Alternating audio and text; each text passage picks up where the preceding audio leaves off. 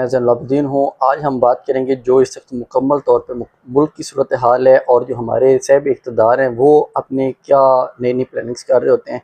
Ali mean Gandapur की कुछ मुलाकातें हुई हैं मुबीना तौर पे, वो रिपोर्ट्स हो रही हैं और उसके बाद उन्होंने क्या प्लानिंग बताई है मोहसिन नकवी को, ये मैं आपके सामने रखूँगा। और मज़ीद जो बलूचिस्तान जल रहा है, वहाँ पर बलूचिस्तान के हालात इंतहाई ख़राब हैं, उसकी अपडेट्स क्या हैं, ईरान की अपडेट्स काफ़ी ज़्यादा हैं। ये सारी अपडेट्स मैं आपके सामने रखूँगा। चैनल को सब्सक्राइब कर लें। सबसे पहले मैं आता हूँ जो इस वक्त बलूचिस्तान की सूरत हाल है, वो इंतहाई ख़तरनाक सूरत हाल है। हमारे जो हुक्मरान ये मुज़ाकरात तो करवाने पहुँचे हुए हैं ईरान और अमेरिका के, जिसके मुज़ाकरात करवा रहे हैं अमेरिका के और ईरान के। अमेरिका एक सुपर पावर है और ईरान एक खुददार कौम है, उनके मुज़ाकरात करवा रहे हैं हमारे वाले लोग। लेकिन जो पाकिस्तान में अमन व अमान की सूरत हाल है इंतहाई ख़तरनाक है। बलूचिस्तान में जो कंटेनर्स जा रहे होते हैं सामान लेके पोर्ट्स की जानिब, वहाँ पे उन कंटेनर्स को मुसल्लह लोग आते हैं, जो दहशतगर्द हम उन्हें कहेंगे, वो आते हैं, आके उन कंटेनर्स को पकड़ लेते हैं और उनको जला देते हैं। अब कुछ इसमें ये इतलात आ रही हैं कि जो कंटेनर पकड़े जाते हैं उनकी इतलात उन तक पहले पहुंची हुई होती हैं और उन्हें पता होता है कि इस कंटेनर में क्या सामान है या क्या नहीं है। अब उसमें ये वाली चालाकी की जा रही है, जो अंदर करप्शन माफिया बैठा है, करप्ट माफिया बैठा है। हर इदारे में करप्ट माफिया होता है। पाकिस्तान की तो एक हिस्ट्री है बहुत भयानक, क्योंकि यहाँ पे एहतसाब नहीं होता इदारों के अंदर। और एक जो हमारे अच्छे वाले हैं लोग, उनके इदारे में तो एहतसाब नाम की चीज़ ही कोई नहीं है ना, जो आवाम के सामने है। अब वो ये काम हो रहा है कि कंटेनर जो सामान लोड करते हैं वो सामान करते हैं कम लोड, और इंश्योरेंस जब करवाते हैं जहाँ से सामान लेके जाते हैं वो करवाते हैं ज़्यादा सामान की, कि हम ये वाला बहुत हैवी क्वालिटी का सामान लेके जा रहे हैं। जब वो सामान आगे जाता है वो हो जाता है वहाँ पे ख़राब ख़त्म हो जाता है। फिर वो इंश्योरेंस वाली जो कंपनी है उनसे वो ज़्यादा पेमेंट्स लेते हैं कि देखिए हमारा तो इतना सामान ख़राब हो गया, हमारा कंटेनर जल गया, इस तरह हो गया। अब ये वाली सिचुएशन लगातार बढ़ती जा रही है। कल हामिद मीर साहब भी इस हवाले से एक ट्वीट कर रहे थे, को ट्वीट उन्होंने किया हुआ था कि इतनी ज़्यादा ख़तरनाक सूरत हाल है कि अब जो वहाँ पे ट्रांसपोर्टर्स हैं उन्होंने वहाँ पे ट्रांसपोर्ट बंद कर दिए, जज कर दिया है उन कंटेनर वालों ने। उन्होंने कहा है कि अब हम कोई भी आगे काम नहीं करेंगे जब तक हम सिक्योर नहीं होते। और आपको पता है कि सिक्योरिटी देना दहशतगर्दी के ख़िलाफ़ किसका काम है। बार बार कहते हैं पुलिस का काम दहशतगर्दी के ख़िलाफ़ सिक्योरिटी करना नहीं है। सिंपल सी चीज़ है, पुलिस का काम है सिविलियन को जो मामलात हो, सिविलियन को कुछ तंग किया जाए, पुलिस का काम वहाँ तक होता है। दहशतगर्दी के ख़िलाफ़ पुलिस का काम होता ही नहीं। ये कंफ्यूज किए हुआ है हमारे जो लोगों को कि देखिए जी ये तो पुलिस का काम है। पुलिस का काम कोई नहीं है दहशतगर्दी कंट्रोल करना, सिंपल सी चीज़ है। अब दूसरी चीज़ मैं आपको बताऊँ जल्दी जल्दी अली अमीन गंडापुर की, कि अली अमीन गंडापुर इमरान खान साहब के साथ लगातार ज़्यादती कर रहे हैं, जो इतलात आ रही हैं। फ़हीम अख्तर मलिक साहब बहुत अच्छे रिपोर्टर हैं, वो बीट भी करते हैं पीटीआई को। वो कहते हैं कि मुबीना तौर पे जब पिछले दिनों जो फैसल करीम कुंडी हैं उनके साथ मुलाकात हुई पीटीआई के रहनुमाओं के, जो सीनियर रहनुमा थे जिनमें असद कैसर, जुनैद अकबर, फिर सुहेल अफरीदी, इन लोगों की मुलाकात हुई। तो उसने बताया फैसल करीम कुंडी ने कि देखें जो अली मीन गंडापुर है उसकी मीटिंग होती है मोहसिन नकवी से, और मोहसिन नकवी को अली मीन गंडापुर कहते हैं देखिए जी मेरे पास 30 MPAs हैं और अगर अपोजिशन मेरा साथ दे तो हम वज़ीर आला को तब्दील कर सकते हैं। ये अब कह रहे हैं अली मीन गंडापुर मोहसिन नकवी को। अब यहाँ पे सवाल ये पैदा होता है कि ये तो बड़े दावेदार हैं कि हम इमरान खान के साथ बड़ा रिहाई करवाने के लिए बैठे हुए हैं, तो फिर उसका वज़ीर आला, इमरान खान का नॉमिनेट जो वज़ीर आला है, उसको तब्दील करने के लिए क्यों भागम दौड़ कर रहे हैं अली मीन गंडापुर साहब। अली मीन गंडापुर का जो टाउट मीडिया है, टाउट पेड जो सहाफ़ी हैं और सोशल मीडिया के उनके वर्कर हैं, वो लगातार एक बयानियाँ बना रहे हैं सुहेल अफरीदी के ख़िलाफ़।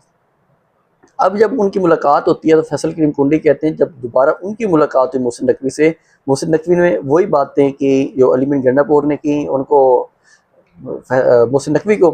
तो फैसल करीम कुंडी ने कहा देखें अगर अली मीन गंडापुर के पास 3 MPAs भी हैं ना, तो पीपल्स पार्टी के सारे अपोजिशन के सारे जो MPAs हैं वो साथ देंगे अली मीन गंडापुर का, क्योंकि अली मीन गंडापुर का हल्का और जो फैसल करीम कुंडी है उनका हल्का एक ही है।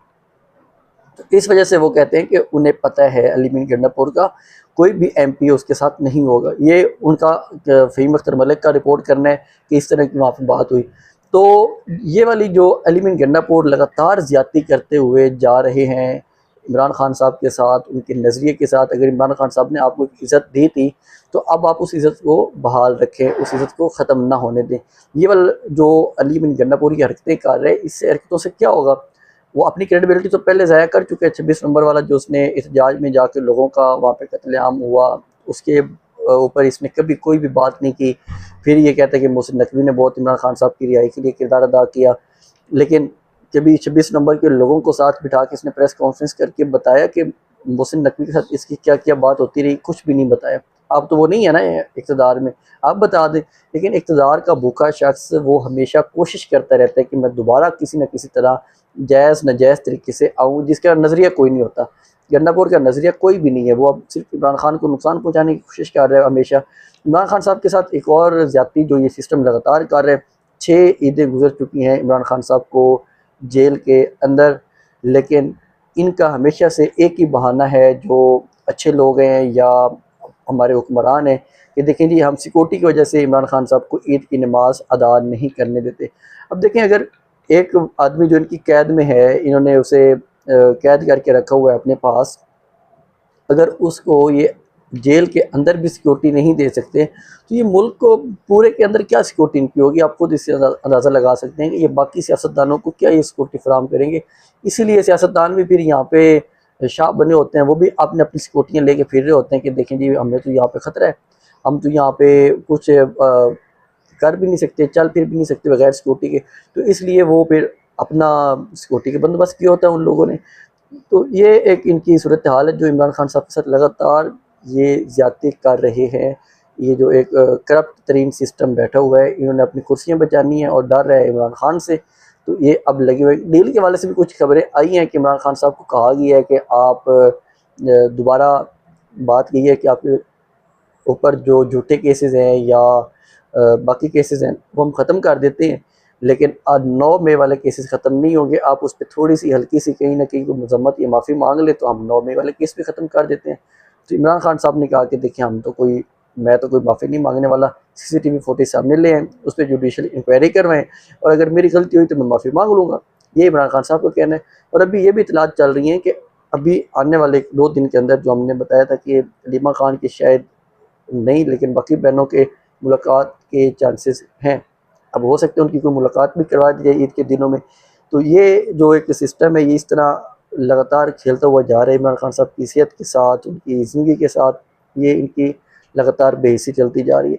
ईरान के हवाले से मैं आपको बता दूं कि ईरान ने जो एक टेलीग्राफ है, जरीदा मुबीना तौर पे उन्होंने एक रिपोर्ट किया कि ईरान कहता है कि जब मुआहदा होगा तो इस शर्त पे आगे चलेगा कि हमारे जो फंड्स इन्होंने रोक के रखे हुए हैं, 20 अरब से ज़्यादा हैं, 24 अरब डॉलर के लगभग फ़ंड्स हैं, उन फ़ंड्स को रिलीज़ किया जाएगा तो फिर हम इसको जो अमन मुआहदा है ईरान का अमेरिका का, फिर इस पे हम आगे बातचीत चलाएंगे। और वो कहते हैं कि इस पे दस्तखत तब होंगे जब हमारे 12 अरब डॉलर रिलीज़ किए जाएंगे जो इन्होंने फ्रीज़ करके रखे हुए हैं, तो फिर हम इस पे आगे बातचीत करेंगे। और अगले जो 60 दिन होंगे, 30 से 60 दिन, उसके अंदर हमारे सारे पैसे वापस किए जाएंगे हमें, जो जो इन्होंने फ्रीज़ करके रखे हुए। अदरवाइज़ हम इस जंगबंदी में नहीं आएंगे। और इनके पैसे फ्रीज़ पड़े हुए हैं जो ममालिक हैं, उनमें जो सबसे ज़्यादा हैं फ़ंड्स जनूबी कोरिया में, उसके बाद कतर में, इराक़ में, जर्मनी में। इन ममालिक में ईरान के पैसे इन्होंने, जो इनके फ़ंड्स हैं वो अपने कब्ज़े में लेके रखे हुए हैं इन ममालिक में। तो इसलिए वो कहते हैं कि ये वाले हमारे जो फ़ंड्स हैं ये रिलीज़ किए जाएँ।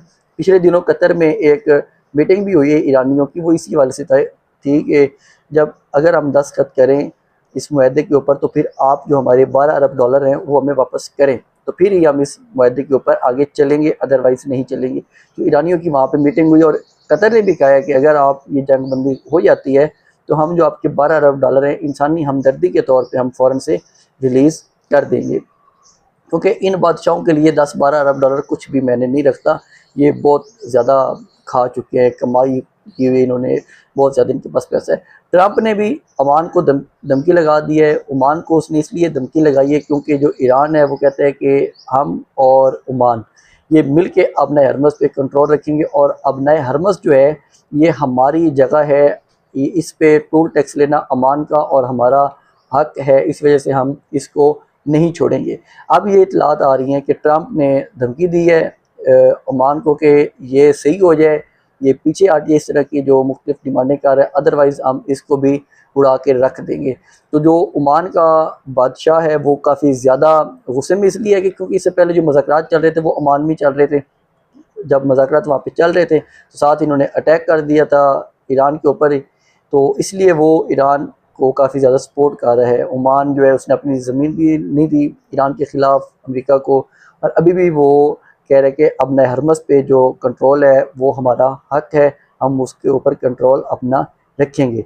तो इस तरह ये एक मुकम्मल तौर पे अभी जो जंग बंदी है उसकी इतलात भी काफ़ी ज़्यादा मजबूत होती जा रही है, क्योंकि जो उनके सदर हैं मसूद ईरान के, उन्होंने कहा है कि अब हम जो दूसरी मैदानी जंग से तो निकल आए हैं, लेकिन मुआशी जंग में हमें ये कमज़ोर करना चाहता है जो हमारा दुश्मन है, क्योंकि वो लगातार इनको पाबंदियाँ लगा रहे हैं और ये सारी हरबे इस्तेमाल किए जा रहे हैं जो अमेरिकन हैं। तो इसके साथ मुझे इजाज़त दें, मज़ीद अपडेट्स हम आपके साथ नेक्स्ट ब्लॉग में शेयर करेंगे। अल्लाह हाफ़िज़।